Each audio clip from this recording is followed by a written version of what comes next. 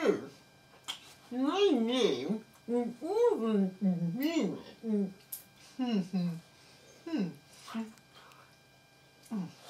Sorry.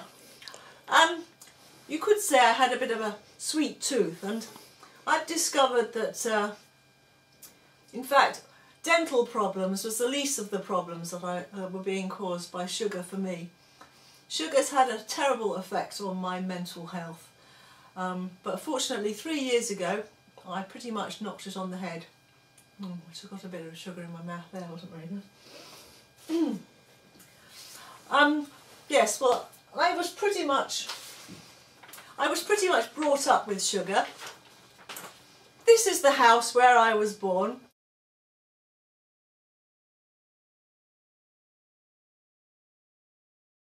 As you can see, I didn't stand a chance really. I was doomed to become a sugarholic. These things would be everywhere. Christmas, festival seasons, everything was sugar. Everything's celebrated with sugar, as it is in fact for most people, even today. My feeling about sugar and all the sweets that are there for children is that everything should be labelled like this one is. This is the only honest bit of sugar labelling that I've come across. Toxic waste. As a child, we used to regularly go to cash and carry. Here we would buy boxfuls of chocolates, sweets, tutti fruttis, and we'd actually have competitions to see, you know, who could eat the most before we threw up, pretty much. So we had no idea that it was actually damaging, and I was, you know, very, very hyperactive, and that pretty much carried on into my adult life. But as I got older, and even, to be honest, when I was a child, I would still have mood swings. I would have terrible lows and depressions, even as a teenager, and I didn't know what was causing it.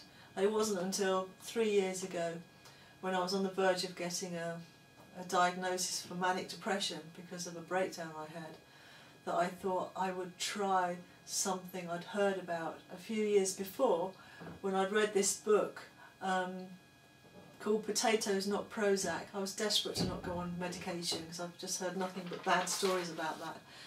And so yes, and I'd heard about this thing called sugar addiction, and I hadn't taken it too seriously, mostly because I was addicted to sugar and it was the last thing I wanted to do was give up sugar. But at this stage, 3 years ago, I was so desperate that I had to do something, because otherwise I was going to end up on medication. So I decided to see what happened if I did cut out sugar. Now, I used to be addicted to nicotine, and about 12 years ago I came off cigarettes, and the withdrawal was horrendous. You know, I would be in such pain, and I would see like cigarettes floating past my eyes pretty much, so like saying, all you've got to do is have a cigarette and all this pain will go away.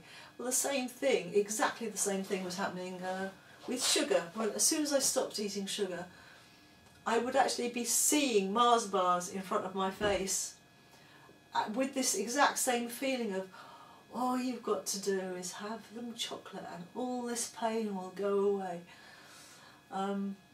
So that was when I realised, no, this is definitely an addiction on a par with nicotine addiction. But still I persisted and I went through it, and lo and behold, my moods did start to level out, to the point where everyone who knew me, you know, was noticing it. It's like I wasn't being so high and so crazy, you know, mad evil that everybody knew, but then also I wasn't getting these horrendous lows that used to come afterwards. Because I did used to have, instead of a meal, I would skip meals, and instead of a meal I would have like 3 or 4 bars of chocolate, and you know, to get this massive buzz thing. But yeah, it was having a bad effect. This is my Nana.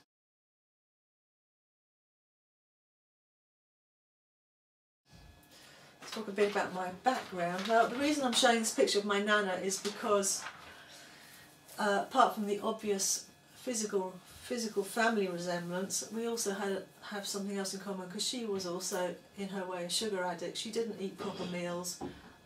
She would have her drawers would be chock chock full, literally, of chocolate. Giant sized bars of Cadbury's milk chocolate, and also she would, the rest of her staple diet would be things like white bread and butter, and she would drink double cream in a tablespoon, just on its own. She got Alzheimer's, and I so desperately do not want to end up like her with no memory. She had hardening of the arteries as well, but I'm wondering, I've always had this fear of ending up like her and having Alzheimer's. And I wonder, people say, well, is it hereditary? Well, how much of it is the fact that I have simply inherited her diet, her way of eating, her unhealthy diet, and her addiction to chocolate and sugar and sweet. So I'm hoping that if I don't eat any more sugar, hopefully I will try to avoid her fate. Sugar is very hard to give up, actually. It's in pretty much everything. Right, things that have got sugar in. Meat has got sugar in. Would you believe that? If you look at the ingredients, half the time meat itself has got sugar in. Mustard, baked beans have got sugar in. Soup has got sugar in. Ready meals have sugar in. It's not going to be long before salt has sugar in, I reckon, and you don't have to worry anymore about mistaking the sugar from the salt, because everything savoury's gone sweet anyway, and sugar and salt look the same. Right, I'm showing this picture to demonstrate that by eating too much sugar, your taste can be affected. Your taste,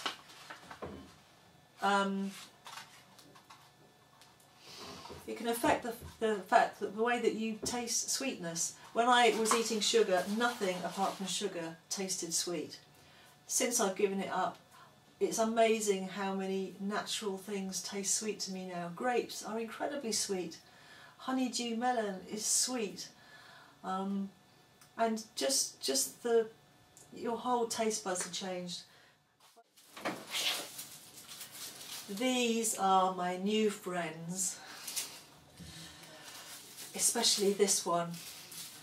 Now, it seems to me that garlic, raw garlic, chopped up and eaten every day, does keep my mood good.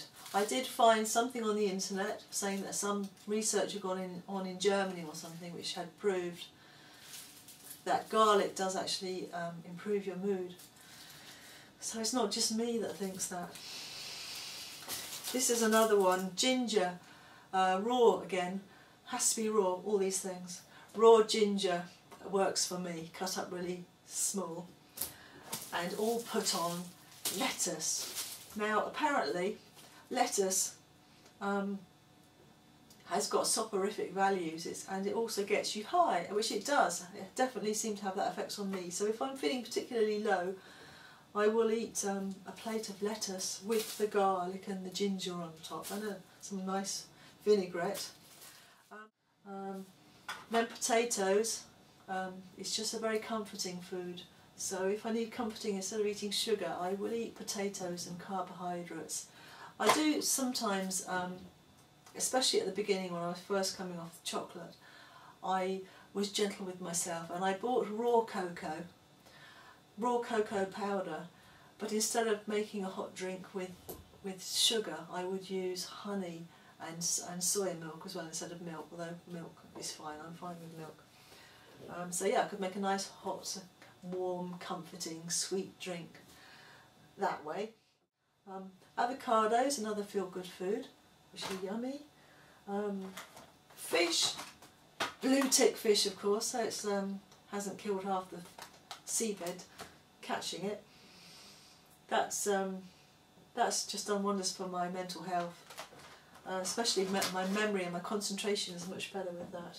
And bananas, of course, with potassium, preferably not green ones like this.